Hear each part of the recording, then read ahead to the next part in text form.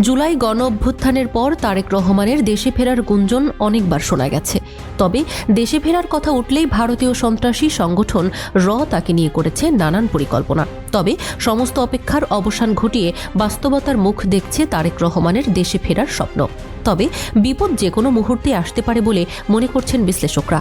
আর সেই বিপদকে মোকাবিলা করতে প্রস্তুত ছাত্রদল, ছাত্র শিবির সহ সকল রাজনৈতিক দলগুলো। কেননা কোনো রাজনৈতিক দলই চায় না তারেক রহমানের মতো ভারত আধিপত্য বিরোধী নেতাকে ভারতের বন্দুকের বুকে ঠেলে দিতে।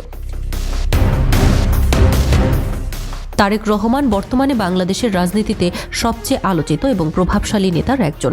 বিএনপির ভারপ্রাপ্ত চেয়ারম্যান হিসেবে তিনি শুধু একটি দলের নেতৃত্ব দিচ্ছেন না, বরং দীর্ঘদিন ধরে তিনি ভারতের আধিপত্যবাদ এবং একপক্ষীয় নীতির বিরুদ্ধে প্রকাশ্য রাজনৈতিক অবস্থান নেওয়া একটি প্রতীকী কণ্ঠে পরিণত হয়েছেন। সীমান্ত হত্যা, তিস্তা পানি বণ্টন, অসম বাণিজ্য এবং বাংলাদেশের পররাষ্ট্রনীতিতে ভারতের প্রভাব, এই বিষয়গুলোতে তার ধারাবাহিক এবং স্পষ্ট বক্তব্য তাকে আন্তর্জাতিক এবং আঞ্চলিক রাজনীতিতে আলোচনার কেন্দ্রে নিয়ে এসেছে। নিরাপত্তা সংশ্লিষ্ট একাধিক সূত্রের মতে এসব অবস্থানের কারণেই তিনি এখন সর্বোচ্চ নিরাপত্তা ঝুঁকিতে থাকা ব্যক্তিদের তালিকার শীর্ষে। নিরাপত্তা বিশ্লেষকদের দাবি, ভারতীয় আধিপত্যবাদ বিরোধী অবস্থান নেওয়া অন্তত 50 জন রাজনৈতিক নেতা, ছাত্রনেতা, সাংবাদিক এবং ধর্মীয় ব্যক্তিত্ব বর্তমানে নজরদারিতে থাকলেও প্রভাব, সংগঠনের সক্ষমতা এবং আন্তর্জাতিক যোগাযোগের কারণে তারেক রহমানকে সবচেয়ে গুরুত্বপূর্ণ টার্গেট হিসেবে দেখা গেছে। গোয়েন্দা পর্যবেক্ষণে উঠে এসেছে তার বিরুদ্ধে হুমকির ধরন শুধু শারীরিক নয়, ডিজিটাল নজরদারি, অনলাইন অপপ্রচার, চরিত্র হনন, ভুয়া তথ্য ছড়ানো এবং ঘনিষ্ঠজনদের মাধ্যমে চাপ সৃষ্টির মতো কৌশলও ব্যবহৃত হচ্ছে। বিশ্লেষকদের মতে এটি একটি পরিকল্পিত মনস্তাত্ত্বিক যুদ্ধ, যার উদ্দেশ্য তাকে রাজনৈতিকভাবে দুর্বল করা। দীর্ঘদিন প্রবাসে অবস্থান করলেও তারেক রহমান দেশের রাজনীতির নিয়ন্ত্রণ কখনোই ছাড়েননি, বরং লন্ডন থেকেই তিনি বিএনপির সাংগঠনিক কাঠামো পুনর্গঠন, আন্দোলনের কৌশল নির্ধারণ এবং আন্তর্জাতিক মহলের সঙ্গে যোগাযোগ বজায় রাখার চেষ্টা করেছেন। রাজনৈতিক বিশ্লেষকদের মতে তার নেতৃত্বে বিএনপি নীরব কূটনীতির বাইরে এসে ভারতের ভূমিকা নিয়ে প্রকাশ্য রাজনৈতিক অবস্থান নিতে শুরু করেছে, যা বাংলাদেশের রাজনীতিতে একটি বড় পরিবর্তনের ইঙ্গিত দেয়। এই পরিবর্তনই ভারতকে সবচেয়ে বেশি শঙ্কিত করেছে বলে মনে করছেন সংশ্লিষ্টরা। তারেক রহমানের দেশে ফেরায় নতুন করে রাজনৈতিক অঙ্গনকে উত্তপ্ত করে তুলছে।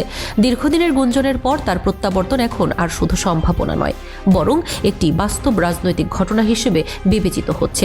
বিশ্লেষকদের মতে তার দেশে ফেরা মানেই বিএনপির রাজনীতিতে নতুন গতি, নতুন শৃঙ্খলা এবং নেতৃত্বের সরাসরি উপস্থিতি।